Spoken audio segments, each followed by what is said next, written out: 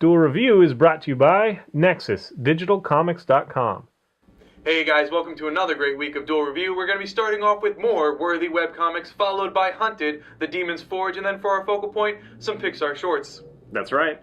Our anime is Animatrix, and our movie is Basketball.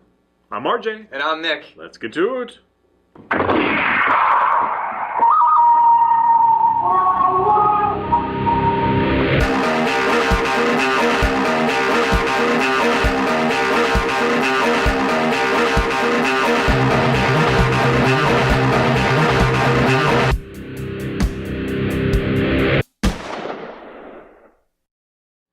Hey guys, welcome to Monday the 26th of November. We are doing more of our worthy webcomics. That's right. I had mentioned Blade Kitten before, and we were like, hey, you know what? Let's just do the rest of the webcomics that we've been following lately.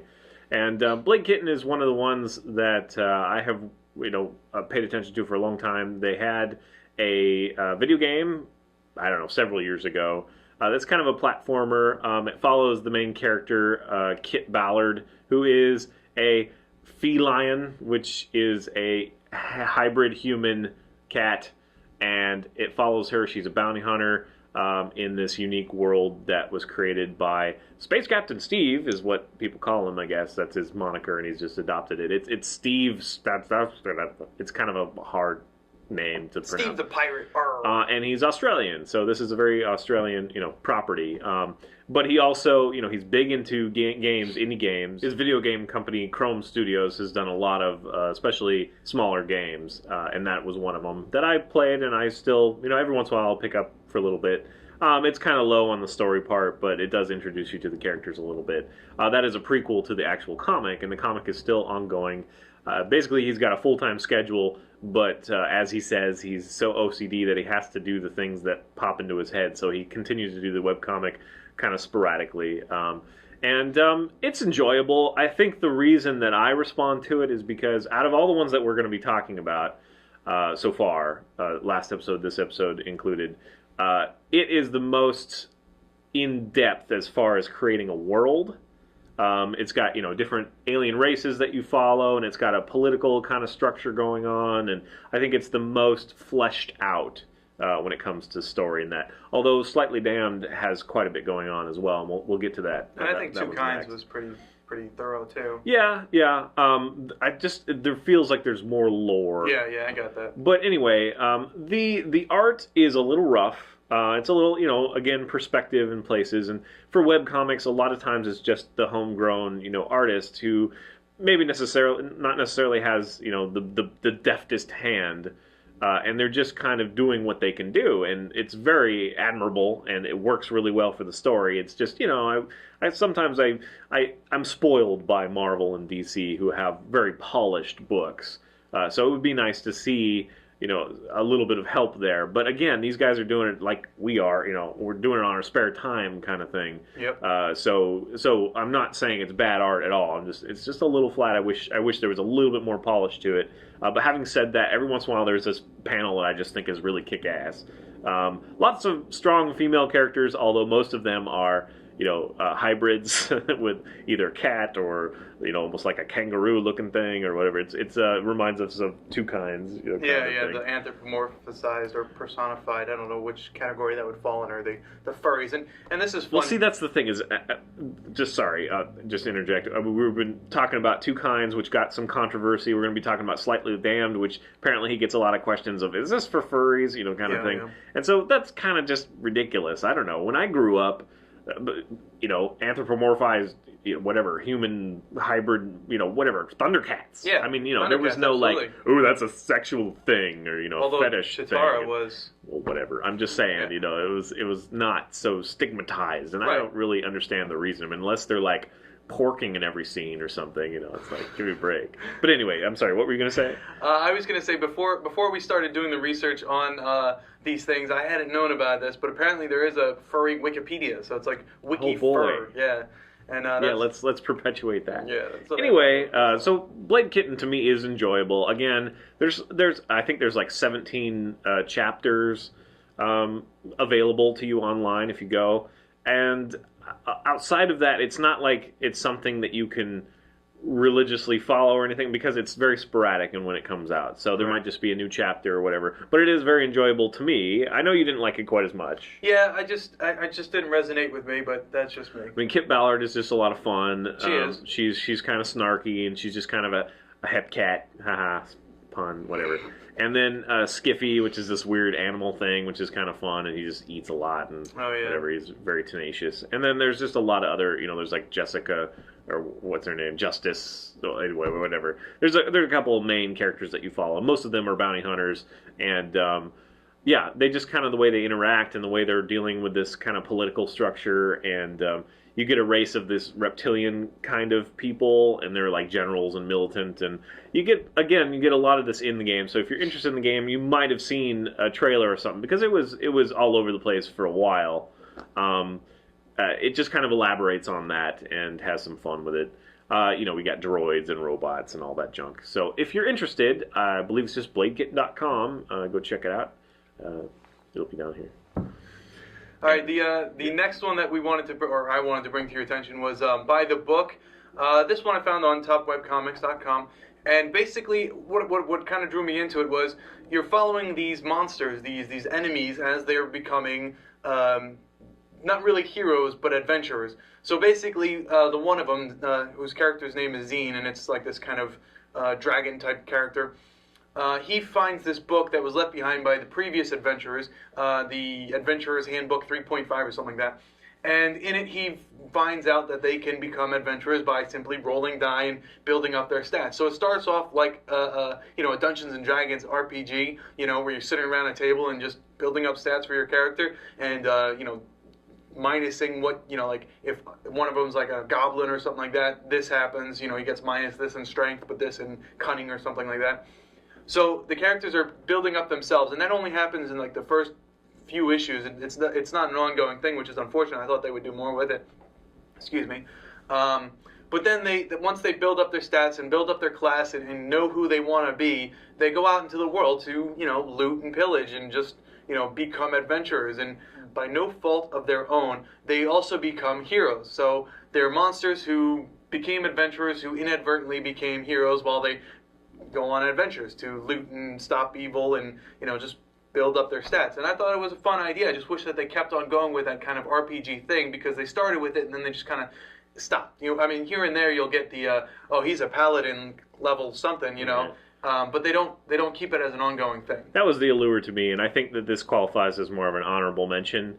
If it sounds interesting, check it out. But that's what drew me in, and then they kind of removed it. Right. So in the very first part, and this is just kind of a funny bit, the orc character, Kazu, she's building up her stats, and they find out that as she builds up stats, her boobs got bigger. So well, it was kind of funny, because then Roth, who is the goblin, he's like changing her stats constantly, like 12, 18, 12, 18, and her boobs are just going back and forth, and then suddenly the thing pops and she gets pissed off, and she's ready to beat the crap out of Roth. So in addition, there's also some fun, there's some backstory, like Roth's backstory, although you don't know if that's just his real backstory or if it's just the backstory that he builds for his characters.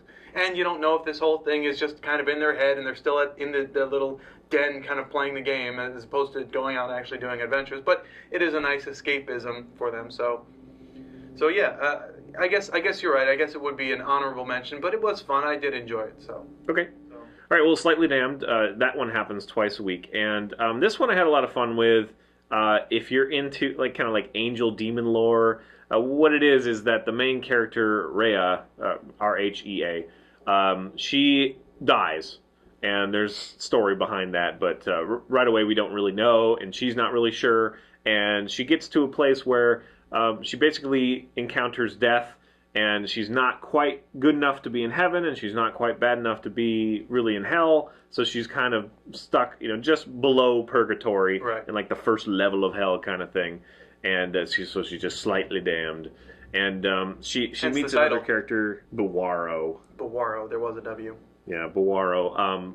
By the way, this is done by a guy named Chu, and he's like 24 in college. But anyway, that's kind of fun. If you read the frequently asked questions, it's kind of fun. He's very blunt, So it's kind of like, I guess I'll have to read that. because it's like, hey, would you want to incorporate me or your characters into your stories? He's like, no, absolutely not. Which I don't blame him. But anyway, yeah, and it's just kind of quaint and funny, I think. One of the things that you brought up right away is that some of the Typography. yeah, it's hard to read, Yeah. especially with death. It's like red on a dark kind of thing. Plus, he's got like the wavily lines, so I don't know if I'm reading an H or an S. We actually had that problem with what is it? Arkham Asylum, the one with Joker. Yeah, we had the same problem with that. But anyway, yeah, the characters are fun. It is really epic. I mean, you spend the first little bit in that slightly damned area, and then it goes to like a level of heaven, and then back to a level of hell, and it kind of goes all over the place, and you get this fun lore that he's created. Though apparently it's a little bit fly by the seat of his pants by his own admission that he just kind of goes with it. But it's a lot of fun, and characters come in and out. Burroughs has Bawaro has a brother a sister, and a sister. yeah, and they're pretty badass in hell. I mean, they're really bad guys and whatever. I don't know. It's just kind of you discover it as you go along, and you enjoyed it, right? Yeah. I read. I didn't read all of it, but I read enough of it to say, yeah, this is fun. I can follow this. It is kind of slow in the beginning, but it does pick up. So. Yeah, there's actually a lot of it now. He's starting to do it Wednesdays and Saturdays, or he has been for a while. So yeah, check it out. So then the last one we want to talk about is Bear Nuts. Right, and I found this one and I started reading it. It's by Allison, Acton, Acton. So Allison Acton came out in 2008, and I like it. It's got they're like Care Bears almost because they all have like a symbol on their chest and they all mean something. Although some of them are more graphic than others. Like one of them's a gimp character, although he's kind of fun. I mean, it's never really sexualized. He's just kind of wears the mask. It's alluded to. Yeah, it's alluded to, right. But he's the healer, so he'll carry around a first aid kit and help people when they need it. He doesn't really talk, but everyone kind of knows what he's saying. So there's these 9 bears. Well, you start off with 9, 10. There's a 10th one that comes in later, and they're just trying to live in the zoo. They don't want to get thrown out, and they don't want to have funds taken away from the zoo because less funds means less food for them. Although they all have like access to a credit card apparently, and they buy TVs and all sorts of stuff. And Nerd Bear buys all sorts of figurines, very expensive stuff, and builds model stars. He's after my own heart because he buys like it's kind of an amalgamated is that a word? Amalgamated. It's Amalgamated kind of, Enterprise. Yeah, Enterprise. Yeah. So you have the Star Wars lore, the Star Trek lore, and some other things thrown in there for good measure. And he just kind of is a huge fanboy, and he's building up these things, and I really like him. But in addition, there's also Evil Bear, and he's the mischief maker. He really kind of bothers everyone. He's not out to hurt. Well, he is out to hurt some of the other bears, but he's not really out to kill them. He really wants to kill like children. He hates little children. And he really wants to hurt, like, I think he has a thing for the polar bears and the monkeys he hates. He's just an evil character, but it's endearing because he's, I don't know, you see his backstory and you're like, oh, he's like that because of that. It is kind of sad, but he's a bastard. He really is. Then you have Death Bear, and Death Bear is fun because he's kind of antisocial. He doesn't kind of hang around with the group, but every now and then he comes and he shares some wisdom, and he goes out and touches something to kill it because that's what he does. He's Death Bear. So he's fun. But the whole pack is kind of leaded by Prozac Bear. And Prozac Bear is a really fun character, especially when he's taking Prozac, because he's like, he's got the little doe eyes, and he's like, I just want everyone to get along. Why can't we get along? But once he's off the Prozac, he like hulks out, like he becomes bigger and stronger. Like he takes out polar bears left and right when he's not on his Prozac. So he's a fun character. Let's see. Then there's Gay Bear, who, as you may have guessed, is gay, although kind of closet gay. But he's kind of fun because he's like, I'm not gay, but look at these shoes, that kind of thing. Then you have Lech Bear, and he's kind of counters Gay Bear because he's the football-watching jock kind of guy who just he wants to be left alone, but he wants to do some practical jokes, throw in some fun stuff. And he hates Lech Bear, but he's really, a boon hound. Yeah, but really they're friends too, So like every now and then they'll get along, but then they'll realize that they're getting along and hate each other again.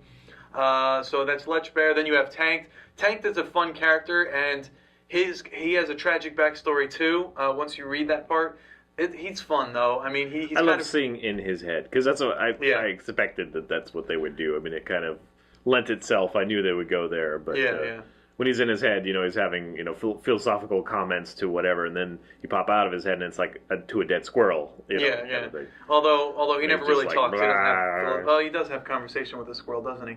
But yeah, basically he doesn't. His Basically, he alternate doesn't talk. He's just drunk all the time, and you find out why, and you're kind of sad for the guy, but whatever. But yeah, booze is his his spinach. He eats the spinach and becomes super strong or whatever. Well, back to normal at least. No, he doesn't. Yeah. So let's see, what else is there? There's Lech Bear. Who am I missing? Gay, Gimp, Lech, Tank. Oh, Crack. Crack doesn't actually do crack, but he has this giant needle on his chest, which implies that he does. But he does. He's just really high strung. Yeah, he's very, very high strung. He's always paranoid. He's just out there. He's one of those out there characters, and he's kind of fun. And I should say that the most fun that they have is the intermingling between the different bears, right? Because they have a lot of fun together. It's like the Smurfs or something. Yeah, you know what I mean? Like the Care Bear reference, I thought could have been used a little better. I mean, it's funny. I was excited to read this actually when you found it and whatever. It's like, oh, that's so funny. Like that's perfect. To put weird things on their chest and have them whatever their thing. But I found myself actually, and I hate to say this because you liked it so much, bored. Yeah. I was bored. I think the art is the best of all the comics that we've talked about. It's really well done. And I do think some of the interaction can be funny.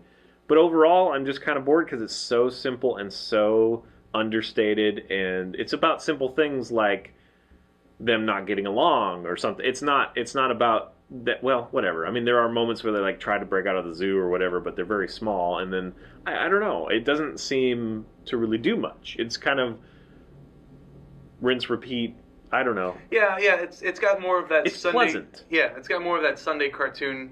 Sunday paper cartoon. Yeah, and maybe I wasn't really expecting that, and so that maybe that's why I'm a little more harsh on it. But yeah, like I say, it's pleasant to read. I mean, it's like, this is enjoyable. But there's nothing that really was like, oh, I gotta tell everybody. I gotta scream it from the mountaintops. I thought it was fun.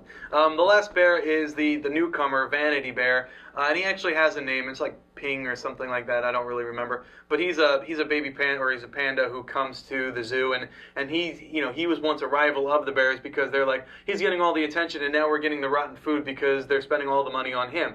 Well, once the elephant has a baby, Ping or Vanity Bear is pushed over to the regular bear enclosure, and they kind of have to fight each other, but they get along, and things are kind of settled. So that's.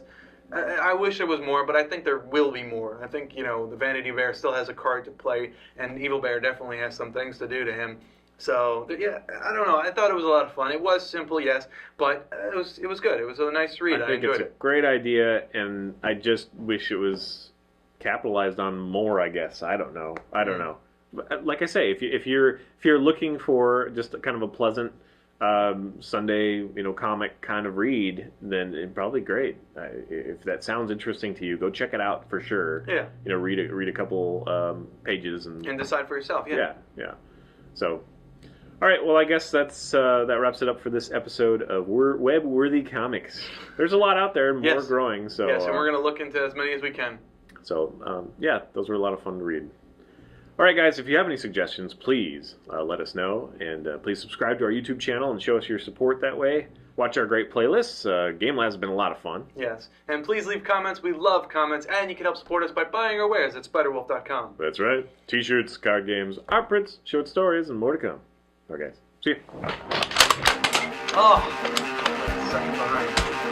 I was in my sleep. Woke up for that. Next up, it's Hunted, the Demon's Forge.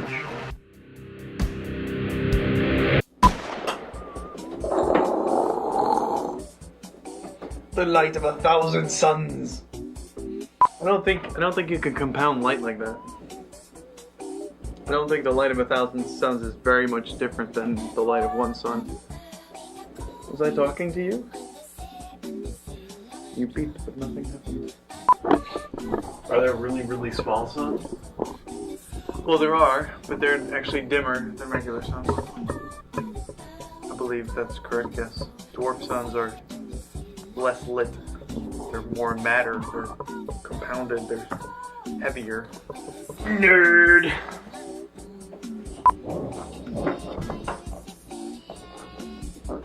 Our chairs are touching. That's That's not all. Yes, it is. Yes, it is. Hey guys, welcome to Duel Review. We got another great week with something. Another great week with you. Every week with you is great. Oh, thanks, buddy. I'm not talking to you, I'm talking to the fans. Why'd you put it in quotes? People do watch us. Every now and then I get, hey, another great video as always, guys. Good work. And I go, thanks. Tell your friends. Support us. Buy our shirts. Hey guys, welcome to another great week of Duel Review. We're going to be starting off with more web-worthy Pixar movie films and Hunted the Reckoning Warriors Within. None of that was right. None of it was. Hey guys, welcome to Monday the 26th of November. We are doing more of our favorite webcomics. That's right. Worthy webcomics, Worthy. part 2. Articles, part, chapter, what? Let's do it over again. Issue 9. La, la, la, la, la. Hey, you at home, you guys can help us out by going to Revision 3 and demanding that we be on their channel. Demand. We do a wonderful show, and imagine if we got paid for it. Epic. I'd have like all sorts of cool stuff happening in the background. You'd have it happening. I would ask him to do it for me. I'd be like, RJ, can you put like a dinosaur riding a unicorn in the background? Having trouble fitting in at work? Buy one of our t-shirts. People will love you. They will buy you cupcakes. Big kid named Dean punching you in the back every day in math class? Cupcakes, love, and punches not guaranteed.